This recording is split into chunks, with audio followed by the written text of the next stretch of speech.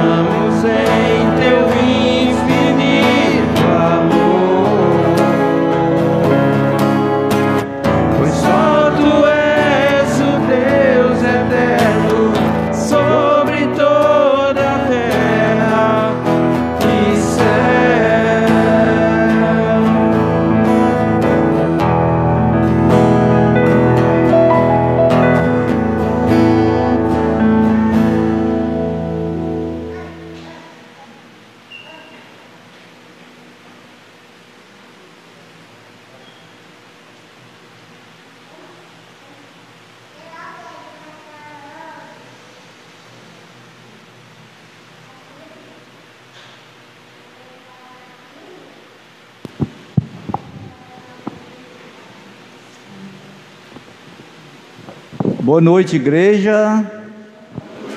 Graça e paz em Cristo Jesus. Queremos aproveitar nessa oportunidade e poder também saudar os nossos irmãos que estão conectados, nos assistindo via internet. Que Deus também possa estar abençoando as suas casas e as suas famílias. Eu quero nesse momento convidar a amada igreja para que nós possamos adorar o nosso Senhor e Salvador nessa noite, engrandecer e glorificar o teu santo nome, pelo que Ele é e pelo que Ele faz. Graças damos ao nosso Deus, por tudo que Ele tem feito na nossa vida, pela promessa, pela verdade, pelo presente que só Ele pode dar. Por isso que nós falamos que o Evangelho é a única verdade, não existe uma outra verdade onde nós possamos requerer a salvação. E eu quero convidar a amada igreja a abrir suas Bíblias, lá no livro de Atos, capítulo 3, nós vamos fazer a leitura do verso 19 ao 21,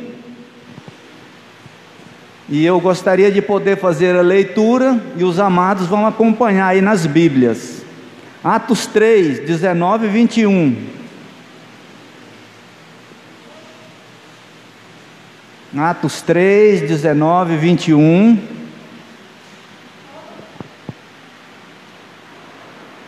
Então vamos à leitura.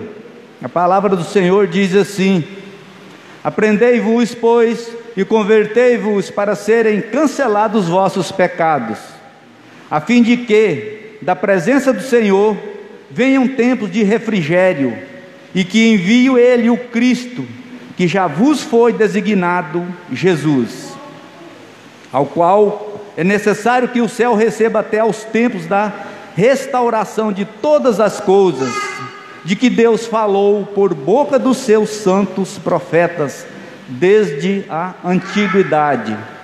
Então, meus caríssimos, o sermão de Pedro ilustra a necessidade de arrependimento, isto é, o abandono do pecado em contrição para a conversão a Deus em fé. O chamado ao arrependimento e à fé são elementos persistentes na proclamação apostólica. De acordo com a providência de Deus, arrependimento e fé resulta em perdão e eliminação de pecado. Então, nessa oportunidade, eu quero convidar a amada igreja ao arrependimento e à confissão em oração. Dado um tempo de oração silenciosa, eu quero tomar a liberdade de convidar o presbítero Célio, que ele esteja nos conduzindo em oração, em agradecimento pelo perdão dos nossos pecados. Oremos.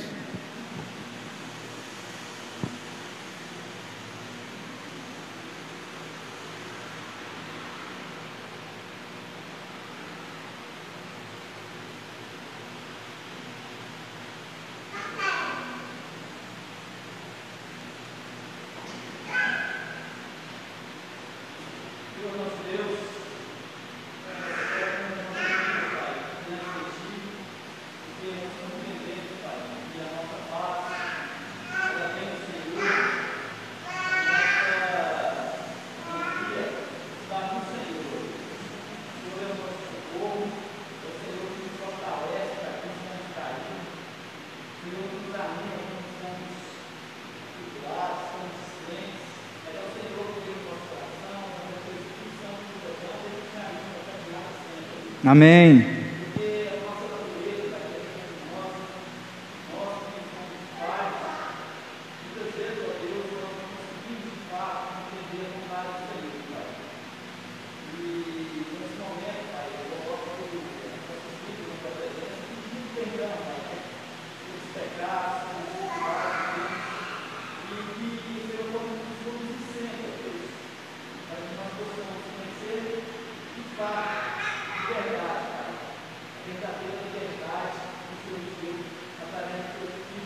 Glória a Deus.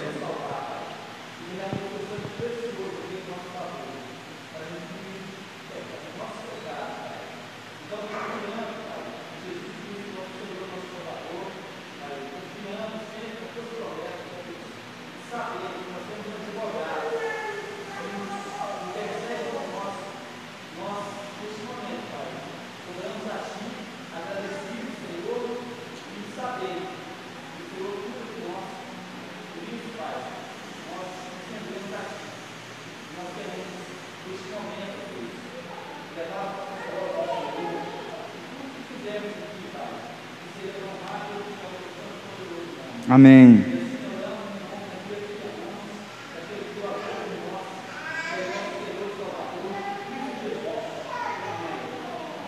Amém.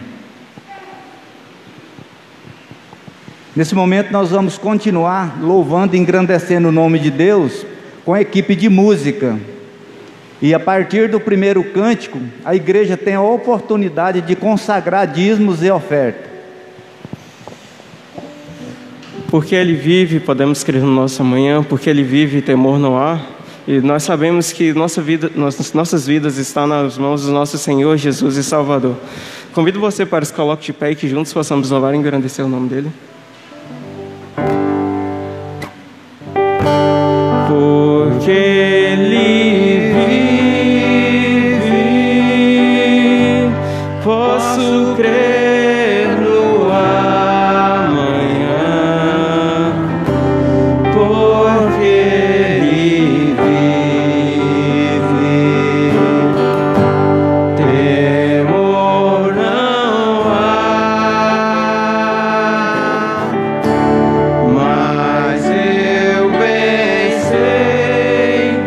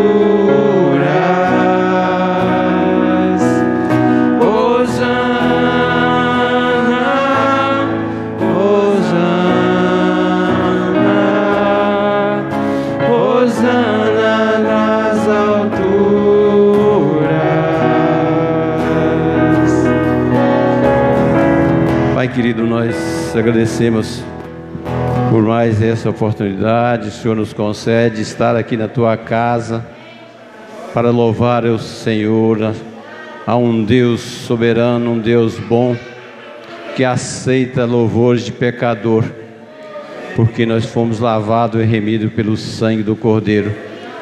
Muito obrigado, Pai, pela salvação em Cristo Jesus. Muito obrigado, Pai, porque um dia o Senhor olhou para nós e teve compaixão e nos escolheu. Isso é motivo de eternamente estar grato ao Senhor. E o privilégio, Pai, de falar contigo, expressar o nosso sentimento, expressar a nossa adoração. Muito obrigado, Deus. Agora abençoe individualmente a cada um dos irmãos que o Senhor trouxe aqui. Sustenta esse povo, toma pelas mãos e conduz como o Senhor tem conduzido sempre. Esteja nos encorajando cada dia mais. Esteja, Pai, nos dando sabedoria, discernimento e disposição para te servir. Perdoe, Pai, os nossos pecados. É confiado nas suas promessas, no seu amor, que nós oramos em nome do Senhor Jesus. Amém.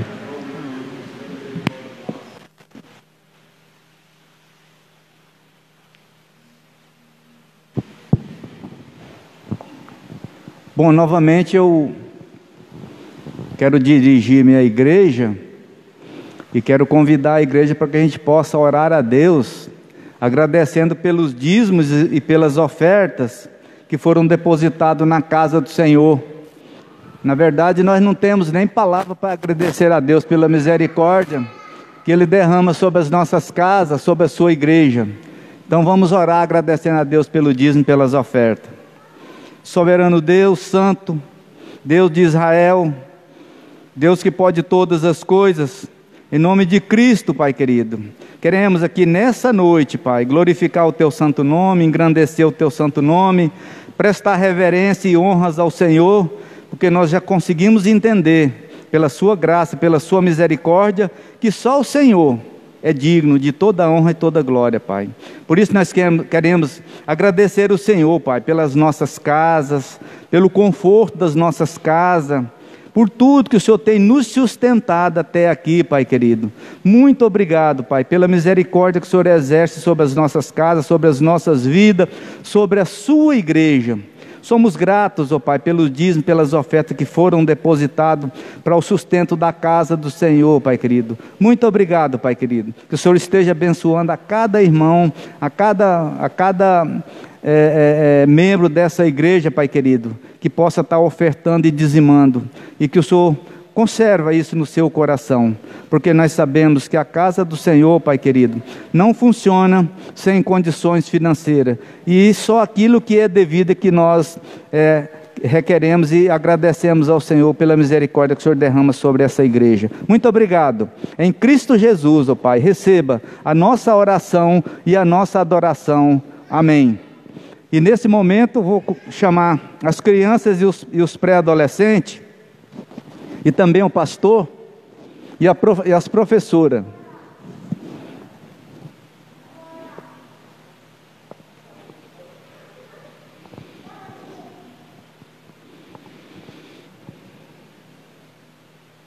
Nós vamos orar pelas crianças e também nós vamos orar pelo pastor, pela pregação de hoje. Que Deus possa estar sustentando o teu servo nessa pregação, dando entendimento e sabedoria. Que o Santo Espírito do Senhor fale à sua boca e aos seus ouvidos. E eu quero convidar a Maíra, que a Maíra possa estar nos conduzindo nessa oração, Maíra.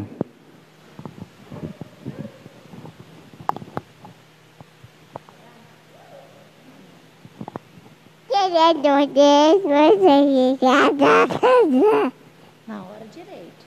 Fala. Querido Deus. Querido Deus. Muito obrigado.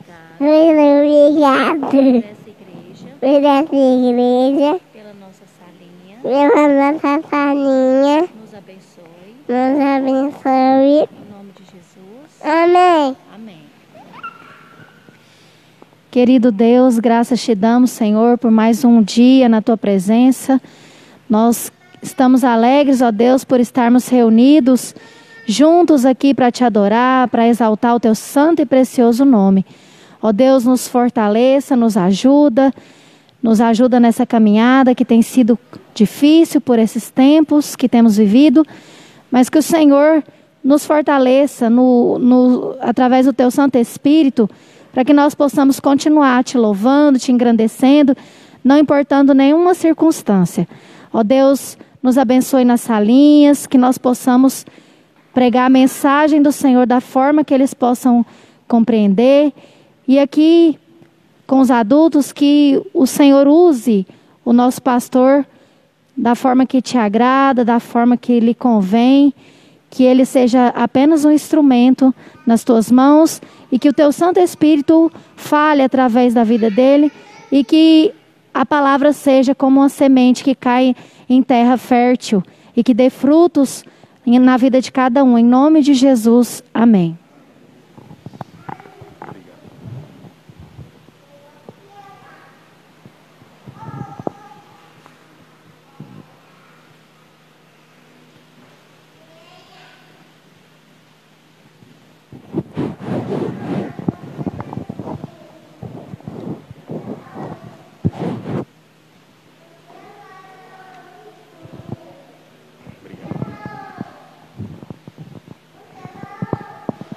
Bom, boa noite, irmãos, graça e paz para todos, que a bênção do nosso Senhor Jesus Cristo esteja sobre a vida de vocês. Está funcionando aí, meus irmãos? Está tudo certo?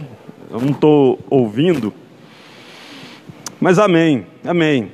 Cumprimentamos também nossos irmãos de casa, né? Aqueles que nos acompanham pela internet, que Deus os abençoe. Te convidar para abrir sua Bíblia, primeira Samuel, primeiro livro de Samuel, capítulo 7, o texto que nós vamos meditar hoje, todo o capítulo 7, o texto é um pouco longo, mas eu queria muito que você, inclusive você aí de casa, estivesse com sua Bíblia aberta, acompanhando conosco a leitura e a exposição de todo o texto. A palavra do Senhor diz assim: Então vieram os homens de Quiriate-Jearim e levaram a arca do Senhor à casa de Abinadab, no outreiro, e consagraram Eleazar, seu filho, para que guardasse a arca do Senhor. Sucedeu que desde aquele dia a arca ficou em Quiriate-Jearim. Há tantos dias se passaram que chegaram a 20 anos, e toda a casa de Israel dirigia lamentações ao Senhor.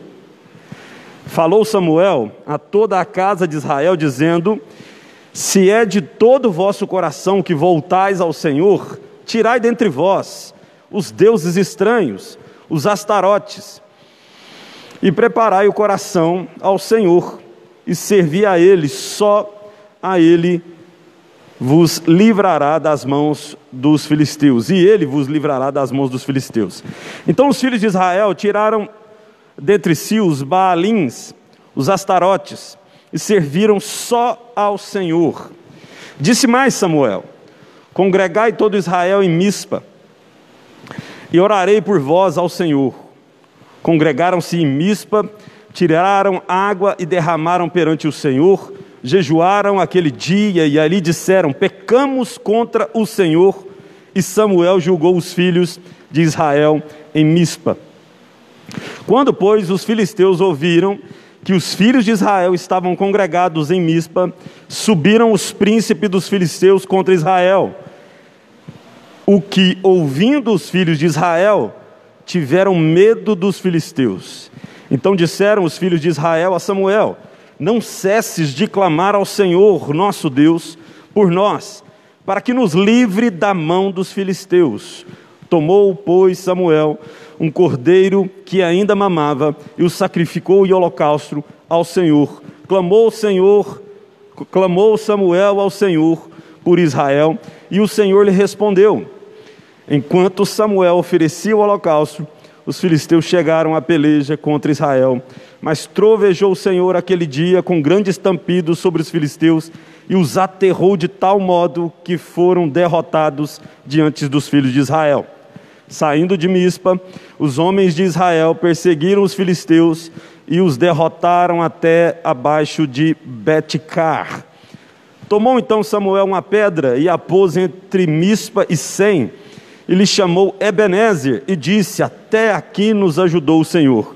Assim, os filisteus foram abatidos, e nunca mais vieram ao território de Israel, porquanto foi a mão do Senhor contra eles todos os dias de Samuel. As cidades que os filisteus haviam tomado a Israel foram-lhe restituídas, desde Ecrom-Agate até os territórios delas, arrebatou Israel das mãos dos filisteus, e houve paz entre Israel e os amorreus, e julgou Samuel todos os dias de sua vida a Israel. De ano em ano fazia uma volta, passando por Betel, Gilgal, Mispa, e julgava a Israel em todos os lugares, porém voltava a Ramá, porque sua casa estava ali, onde julgava Israel e onde edificou um altar ao Senhor. Palavra de Deus. Vamos orar mais uma vez, meus irmãos. Queria abusar aqui da presença do pastor André, que está aqui hoje nos visitando, reverendo André Igor. Por favor, meu irmão, ore por mim e pela igreja que vai receber a palavra do Senhor, em nome de Jesus.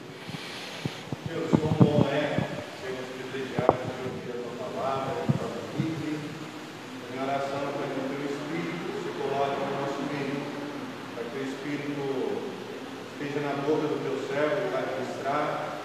também que esteja nos nossos ouvidos, para que a gente possa ouvir, possa ter entendimento, para que todos saiamos daqui nesse momento edificados pelo Senhor, sabendo aonde devemos, ó Deus, mudar e moldar a nossa vida para sermos transformados segundo a imagem de Cristo Jesus.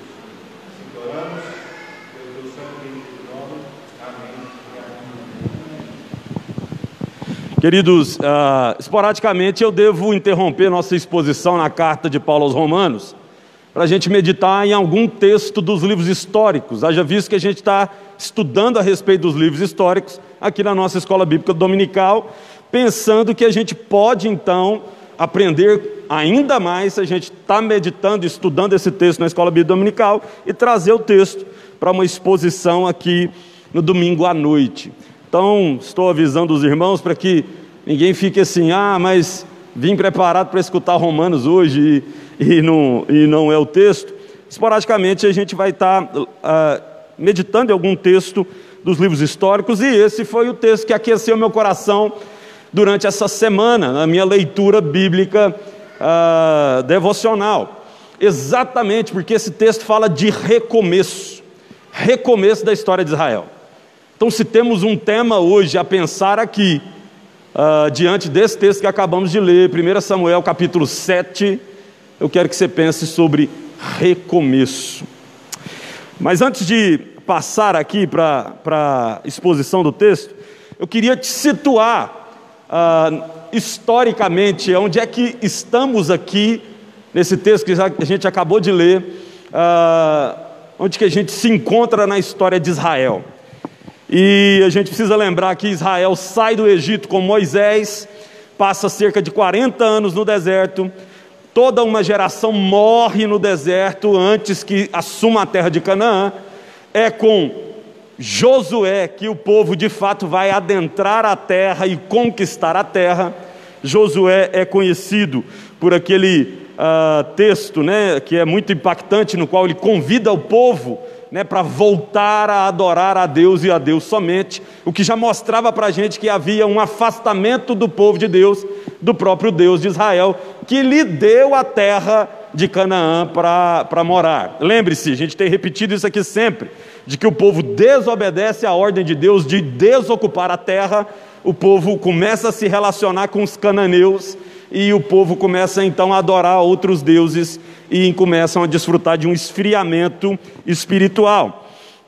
Inclusive, a gente já estudou aqui o livro dos Juízes, e a gente vê que é o livro que mostra toda a imoralidade a qual Israel estava inserida, tendo se dado a essas relações indevidas com os cananeus, e passaram então inclusive a adorar a outros deuses e sacrificar sacrifícios que eram abomináveis a Deus, a esses outros deuses. E então a gente chega a mais ou menos aqui o contexto que está Samuel. Samuel é uma oportunidade de recomeço para Israel. Samuel, inclusive, é aquele que vai chamar o povo novamente a uma restauração da aliança. E aqui eu percebo no capítulo 7 que é a grande oportunidade que Deus está dando para Israel, para abandonar as veredas antigas e tortas, para se endireitar numa relação pessoal viva e fiel com Deus de Israel. Então, tendo entendido todas essas coisas, tendo se situado historicamente aqui, agora sim a gente pode partir para aquilo que vamos expor aqui hoje. O contexto de 1 Samuel é o mesmo de Juízes. O povo está longe de Deus, afastado de Deus, e inclusive a gente vê isso na própria história de Eli, Hofni e Finéias, os seus dois filhos. O sacerdote Eli, que é um homem que lidera o povo de Deus, no entanto não consegue corrigir os seus próprios filhos, e a religiosidade de Israel é uma religiosidade tão vazia de sentido e de uma relação pessoal verdadeira com Deus, que os filhos do sacerdote prevaricavam com as mulheres que estavam atendendo à porta do templo. E esse texto ainda é muito interessante, porque parece que diante do templo de Deus haviam prostitutas cultuais ali, e que os filhos de Eli se relacionavam com ela. Para vocês terem uma dimensão da imoralidade que Israel vivia naquele momento. Então Deus faz nascer do ventre de uma mulher estéril o homem que vai chamar Israel a abandonar os ídolos e a servir a somente um único Deus. Era preciso refletir sobre o que estava errado em Israel e literalmente recomeçar uma nova caminhada diante de Deus. E por isso que eu pretendo hoje meditar aqui sobre o recomeço. E nessa noite entender que o recomeço de Israel passa por 3 estágios. Primeiro estágio: substituir uma velha e falida expressão religiosa por uma vigorosa relação com Deus. Primeiro estágio para se recomeçar é substituir uma religiosidade vazia de sentido, falida, por uma vigorosa relação com Deus. Se você ler verso 1, verso 3 do seu texto, mais uma vez você vai perceber o que o texto está nos dizendo. O povo tinha acabado de receber a arca da aliança das mãos dos filisteus, e o povo oferece por 20 anos lamentações diante de Deus e diante da arca, mas no verso 3 você vê Samuel chamando o povo para abandonar os ídolos que eles tinham no meio deles.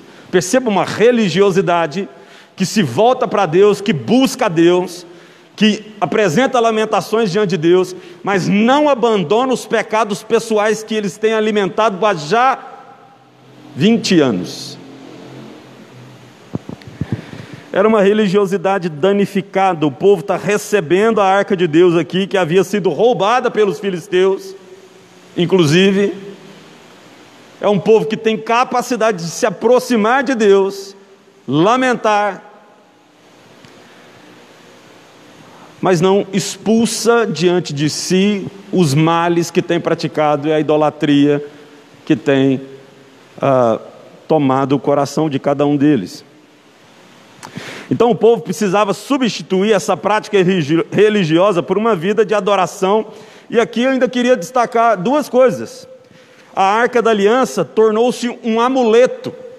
No capítulo 7, o que a gente está vendo aqui é o desfecho de uma luta com os filisteus, das quais os próprios israelitas pensam o seguinte: se nós buscarmos a arca, nós seremos vitoriosos.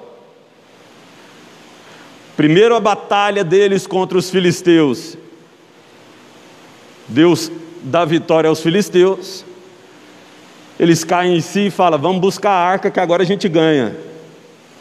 Buscaram a arca, 30.000 homens são mortos de Israel.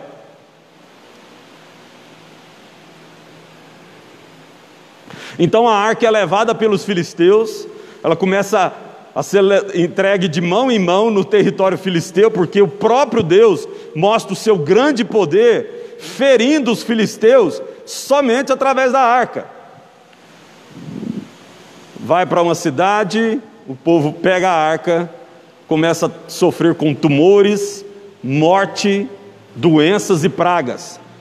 Deus está manifestando o teu grande poder, e a pergunta que vem no nosso coração é: por que Deus não deu vitória a Israel?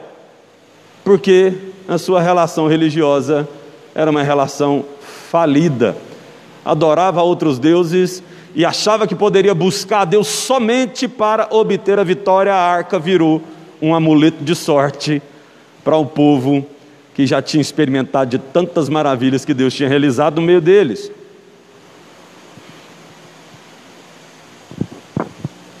É fácil perceber como que a Arca da Aliança, aquilo que representava a presença de Deus no meio do povo, tinha perdido o seu real significado. O povo busca a arca para obter vitória, mas não vive uma relação que honre a Deus. Buscava a Deus para as conquistas, mas não consagravam sua vida a Ele. Deus me serve para obter benefícios que desejo, mas não para me entregar a Ele e lhe ser obediente. Então Deus prova o povo, deixando com que eles percam e que a arca se vá. O capítulo 7 é o final disso. Os filisteus cansam de sofrer e de morte que a arca traz para o meio do povo deles, e eles falam: a gente precisa devolver isso para Israel.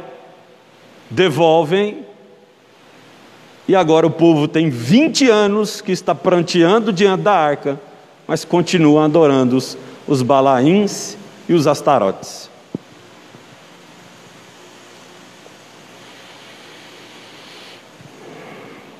Quando uma religiosidade falida toma o nosso coração, meus irmãos, nós começamos a nos aproximar de Deus em busca de milagres, mas a gente nunca abandona os outros deuses que ocupam o nosso coração.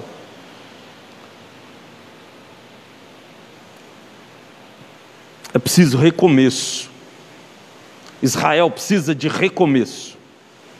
É pôr um fim em toda essa perversão e afastamento, essa apostasia, para começar uma nova história de um relacionamento vivo e pessoal com o seu Deus. Uma outra coisa aqui que a gente pode destacar no texto: toda transformação religiosa começa com a liderança. Verso 3: falou Samuel a toda a casa de Israel, dizendo: se é de todo o vosso coração que voltais ao Senhor, tirai dentre vós os deuses estranhos e os astarotes, e preparai o coração ao Senhor. Tudo começa com a liderança. A gente já tinha aqui a troca, a substituição de Eli por Samuel. Lembra que Deus o chama por 3 vezes, ele fica confuso, não sabe o que está acontecendo, busca Eli, Eli cai em si e fala assim: ó, quando te chamar, diga: ei, Senhor, estou aqui, teu servo ouve. Deus fala com Samuel, inclusive, sobre a morte de Eli e dos seus 2 filhos, por conta do seu pecado na liderança de Israel. Ele acorda pela manhã, pergunta o que foi que Deus lhe disse. Samuel conta, inclusive é na batalha contra os filisteus que morre Rofni e Finéias, filhos de Eli. E quando recebe a ideia da morte a notícia da morte dos seus filhos, Eli tem um mal súbito, cai, bate com a cabeça e morre. Deus trocou essa liderança para que o povo pudesse agora reafirmar o seu compromisso com Deus.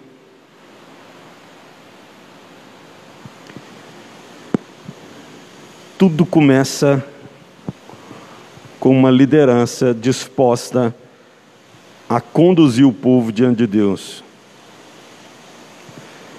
Samuel é conhecido de maneira milagrosa, na verdade concebido de maneira milagrosa. Nós já falamos disso aqui, né? Ana, sua mãe estéril, Deus lhe concede a oportunidade de gerar vida. Samuel consagrado ao Senhor para servir na casa de Deus. Samuel ouve o chamado de Deus, recebe as suas orientações em dias em que isso não era muito comum. Se você voltar sua Bíblia no capítulo 3, primeiro verso, o jovem Samuel servia ao Senhor perante Eli. Naqueles dias a palavra do Senhor era muito rara, as visões não eram frequentes. Deus está preparando um novo tempo, o tempo de recomeço, levantando o homem, na qual recebe as orientações de Deus, mesmo sendo num tempo em que isso não era frequente. Então tudo no texto parece apontar para uma nova realidade religiosa. Sai um sacerdote que não consegue corrigir os próprios filhos, que parece fazer o mesmo com o próprio povo que adora outros deuses e ninguém diz nada. Mas entra alguém que ouve a Deus e segue as orientações e conclama o povo a uma mudança. Samuel convoca Israel para abandonarem os deuses estranhos, os astarotes, os balaíns, os baalins. Revelam a impureza que Israel estava inserida. Baalins, inclusive, é o plural de Baal, ou seja, existia terreiro de deuses ali, ou um panteão cananeu de deuses, a qual o povo de Israel se dobrava, apresentava sacrifícios. Astarote aqui é referente à deusa da fertilidade dos cananeus, por isso que é muito provável que aquelas mulheres a qual Hofni e Finéias se relacionavam à porta do templo eram de fato prostitutas cultuais.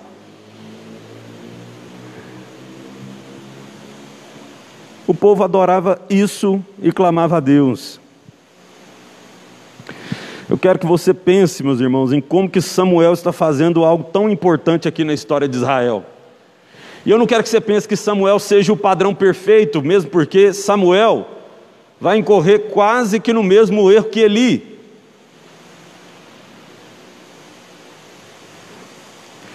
Mas entenda a importância do que Deus está promovendo através de Samuel. A oportunidade de recomeço. E quando hoje aqui nós lemos esse texto juntos, é oportunidade de recomeço para cada um de nós, em alguma área que seja da nossa vida, na qual nós precisemos nos endireitar, e nos apresentar diante de Deus e clamar para que Ele faça, ou para que Ele levante um tempo novo. No mínimo nós deveríamos nos perguntar quais que são os Baalins e os Astarotes do nosso tempo e do nosso coração. O que é?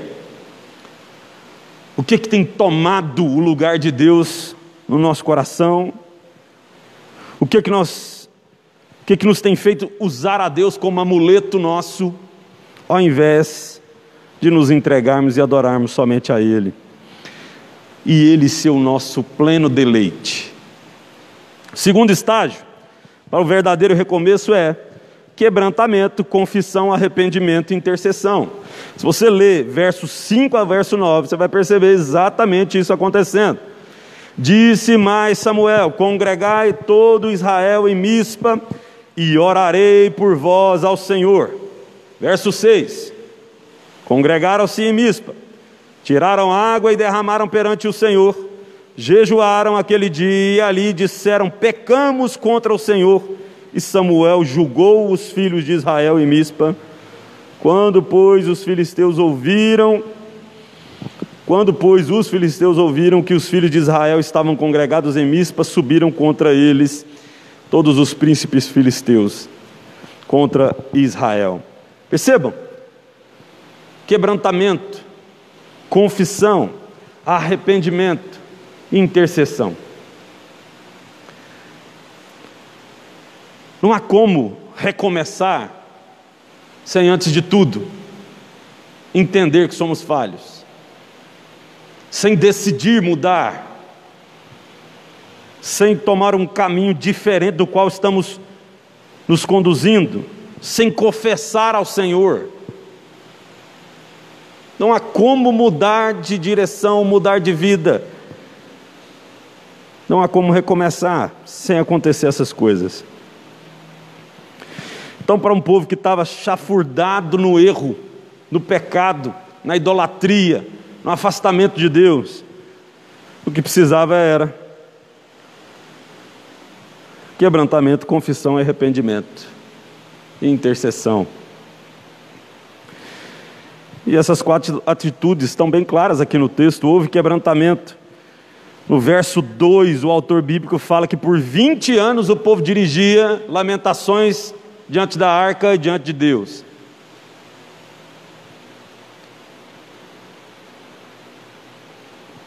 Mas existia outros deuses no meio deles.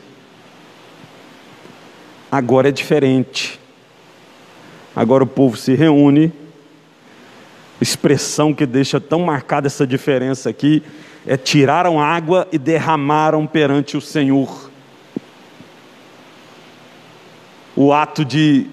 E aqui pode ter duas aplicações, essa atitude deles. Eu lendo aqui, estudando sobre isso, muita gente se esquiva de falar sobre isso, mas esse tirar água e derramar água diante do Senhor pode estar nos remetendo a um jejum, inclusive de água, de todas as coisas. mas também pode nos remeter à ideia de uma lavagem para purificação, que acontecia inclusive com os sacerdotes de Israel, de que o povo estava fazendo aquele ato, figurando de que de fato eles queriam ser lavados de toda a impureza que tinham praticado. Quebrantamento. O povo está tirando água e derramando perante o Senhor. Jejuaram também, se abstiveram de alimento. Há contrição, há quebrantamento aqui. Houve também confissão de pecados. O texto vai dizer: pecamos contra o Senhor. O texto ainda diz que Samuel os julgou, o que parece dar a entender aqui que Samuel fez questão de mostrar para eles o quanto estavam equivocados, mas também de dizer que mediante arrependimento há perdão da parte de Deus.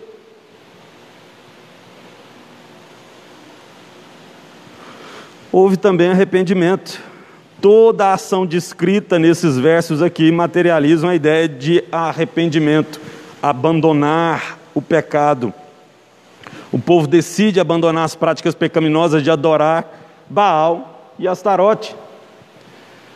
O povo derrama água, se estabelece um jejum, confessa o seu pecado diante de Deus, passam pelo julgamento de Samuel. Tudo isso pressupõe arrependimento. Também houve a intercessão sacerdotal. E aqui eu quero que você preste muita atenção. Samuel diz, no verso 5, e orarei por vós ao Senhor. E quando você vai, no decorrer da história, você vai perceber que Samuel é aquele que está sacrificando, apresentando um holocausto diante do Senhor, enquanto o povo está pelejando contra os filisteus. O povo se reúne em Mispa, o povo restaura a aliança, há quebrantamento, há contrição, há arrependimento, há confissão. Mas é muito importante você perceber que Samuel é aquele que ocupa a função de intercessor, juiz, porque julga, sacerdote, porque oferece o sacrifício. E aqui é claro, existe uma plena conexão, ou pelo menos um apontamento, é um tipo de Cristo.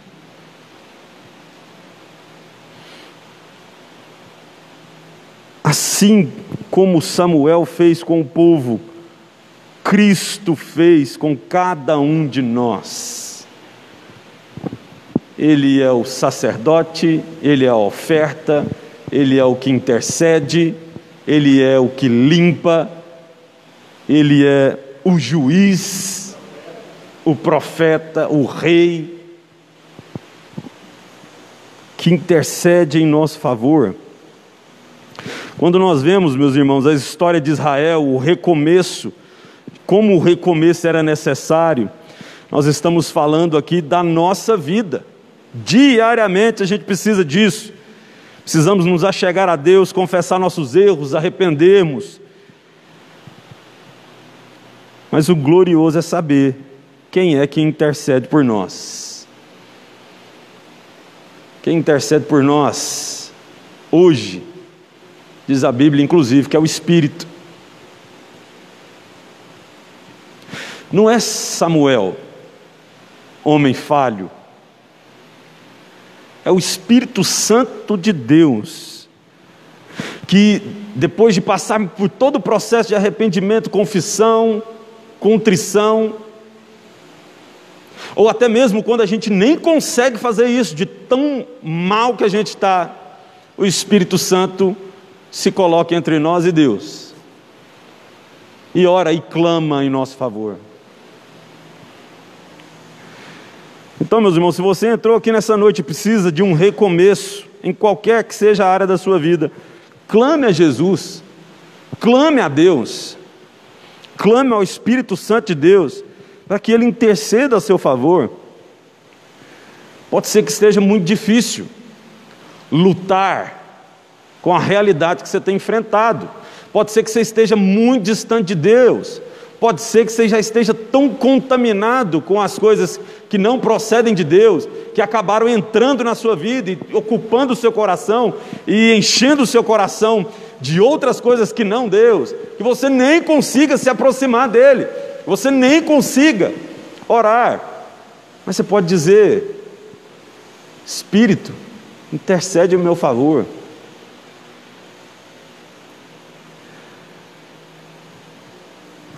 O terceiro e último estágio do recomeço, meus irmãos. O recomeço passa por uma intervenção divina. Verso 10 até o verso 17. Enquanto Samuel oferecia o holocausto, os filisteus chegaram à peleja contra Israel, mas trovejou o Senhor aquele dia com grande estampido sobre os filisteus e os aterrou de tal modo que foram derrotados diante dos filhos de Israel. Perceba a intervenção de Deus aqui em favor do seu povo.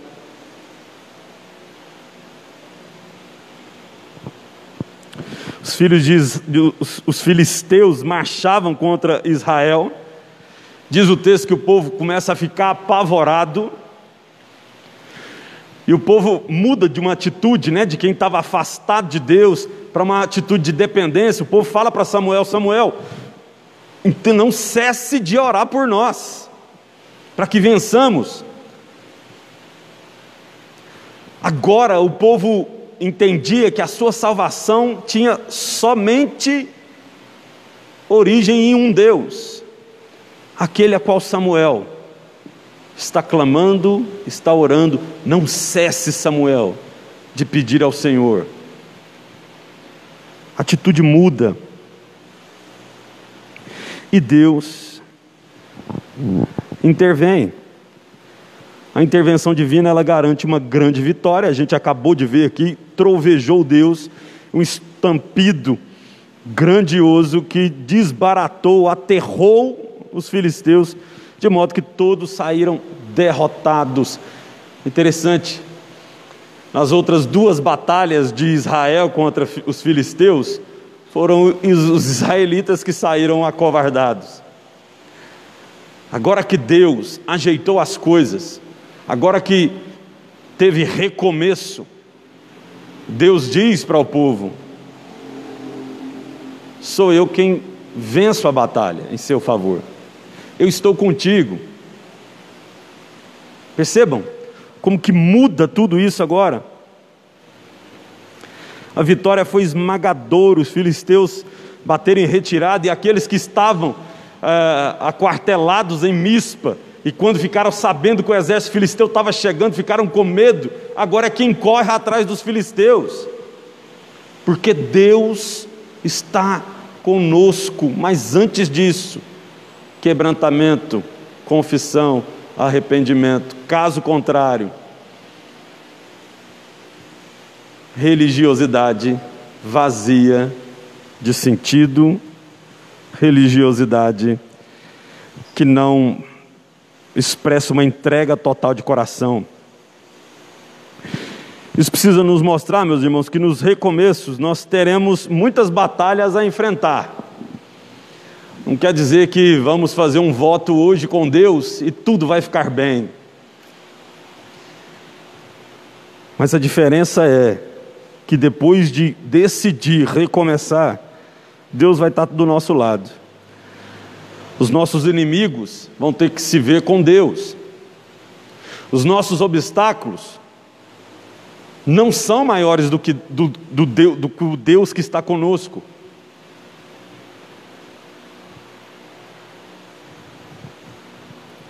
Uma outra coisa que Samuel faz aqui, com muita sabedoria, se estabelece um memorial. Verso 12: tomou então uma pedra e pôs em Mispa e Sem, e lhe chamou Ebenezer, e disse: até aqui nos ajudou o Senhor.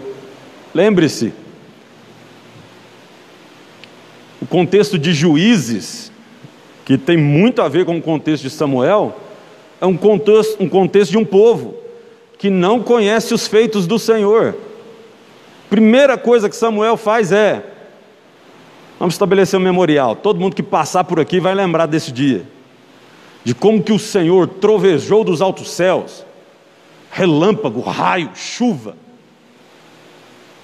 estampido, e o povo fugiu diante de nós, de maneira que ficaram tão assombrados com aquilo que Deus realizou, que nós passamos a correr atrás deles, exatamente para que a próxima geração olhasse para aquele memorial e se lembrasse de quem é o Deus deles. A gente precisa olhar para a nossa vida e identificar onde é que estão os lugares que nós precisamos de recomeço, e entender que nesse recomeço quem está do nosso lado é o próprio Deus. O próprio Deus.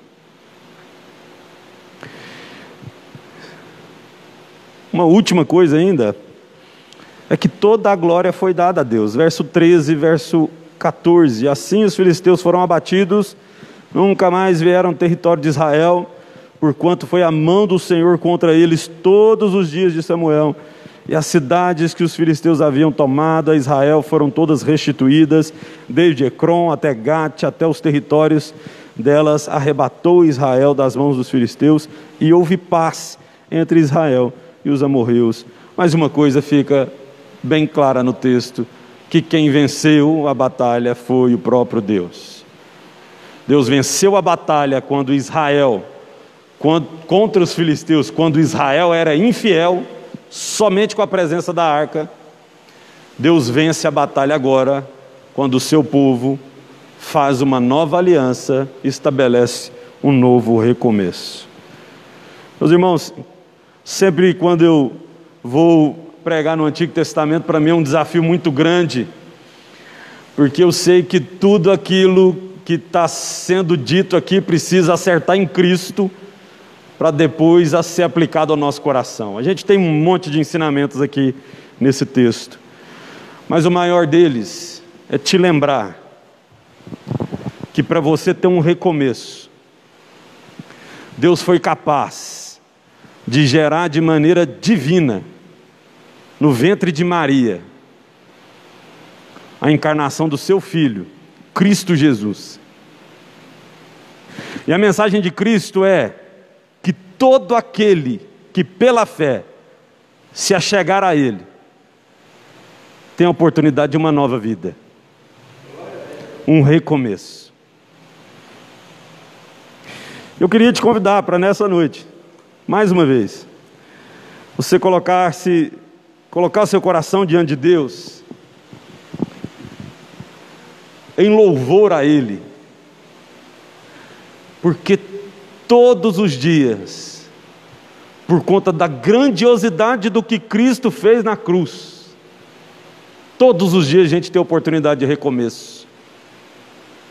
Todos os dias temos isso.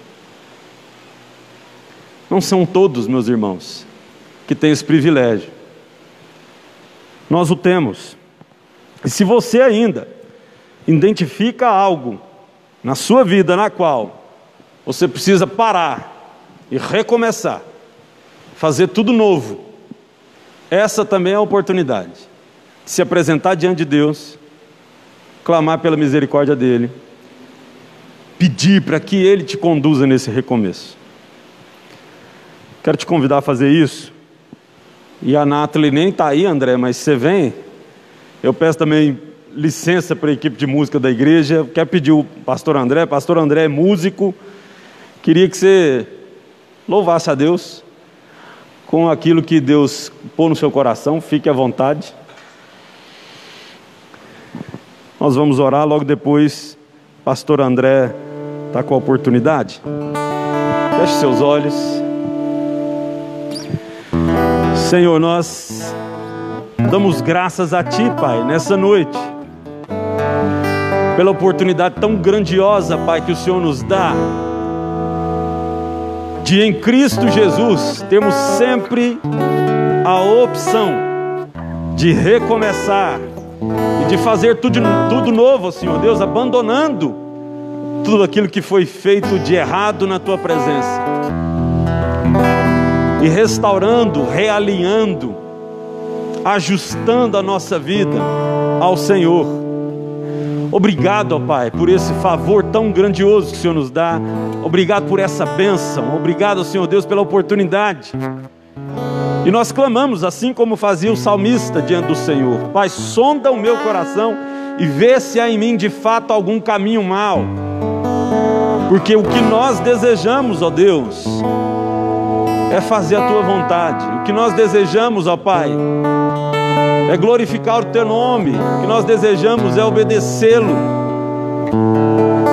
Mas o mal, ó Senhor Deus, que às vezes prevalece no nosso coração, nos conduz a caminhos distantes.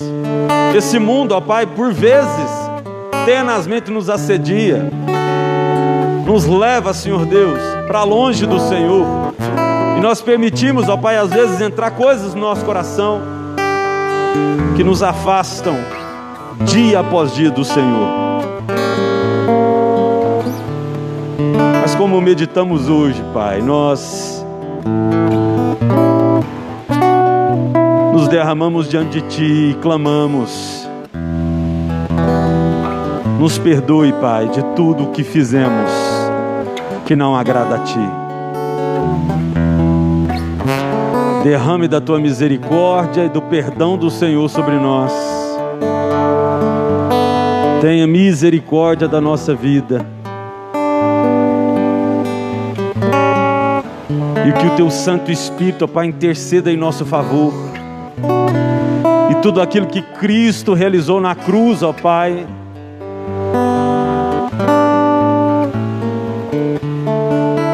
seja mais uma vez eficaz no nosso coração, quando nós nos arrependemos de tudo e buscamos abrigo nos braços do Senhor. Eu peço, ó Pai, pelos meus irmãos de igreja, peço, Senhor Deus, por aqueles que estão em casa, nos assistindo via internet, que a presença do Senhor toque no coração de cada um, revelando aonde é preciso o recomeço. Santo nome de Jesus nós oramos, Pai, agradecidos pela Tua santa palavra e pela ação do Espírito Santo do Senhor nos nossos corações.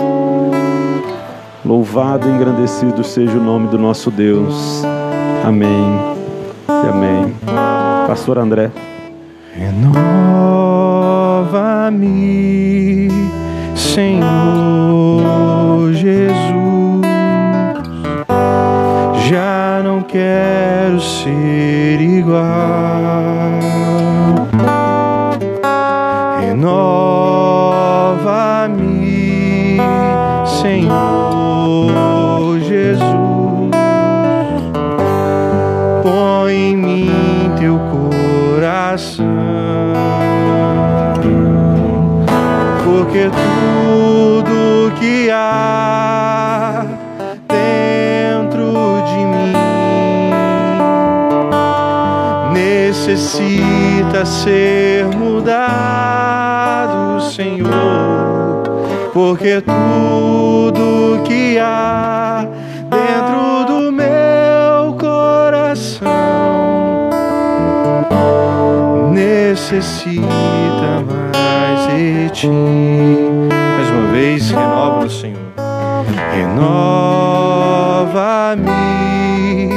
Senhor Jesus. Já não quero ser igual. Renova-me, Senhor Jesus. Põe em mim Teu coração, porque tudo que há dentro de mim necessita ser mudado, Senhor, porque tudo que há dentro do meu coração necessita mais de ti.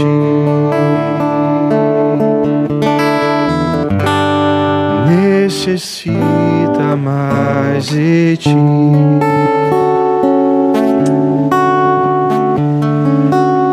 Vou convidar os presbíteros da igreja aqui presente, estenda suas mãos sobre a igreja, petra a bênção do Senhor. Que a graça do nosso Senhor Jesus Cristo, o amor de Deus nosso Pai e as consolações do Espírito Santo do Senhor esteja sobre toda a igreja, em nome de Jesus. Amém, amém, amém. Os irmãos, uns pequenos avisos. Estou sentindo saudade de algum dos irmãos das nossas reuniões de oração, às quartas-feiras.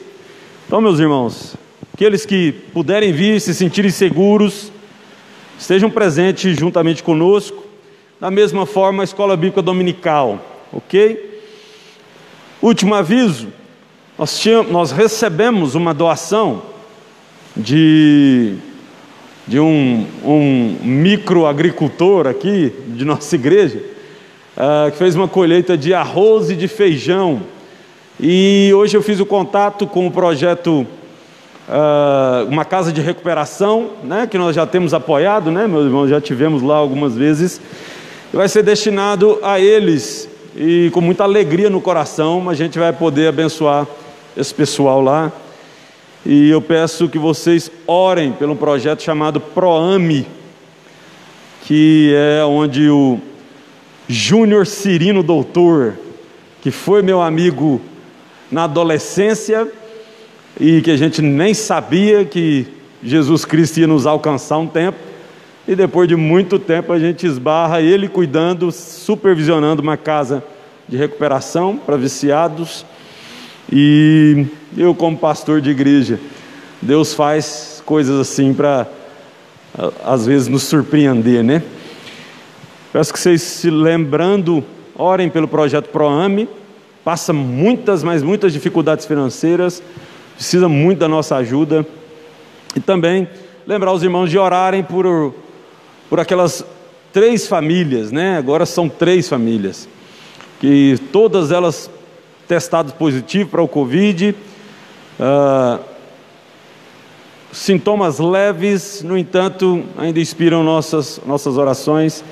São 2 famílias lá da região de Minas Gerais, são todos parentes próximos da Maíra, minha esposa, e mais alguns conhecidos aqui de Goiânia que estão também contaminados. Clamo aos irmãos, oremos também pelos nossos irmãos de igreja. No mais,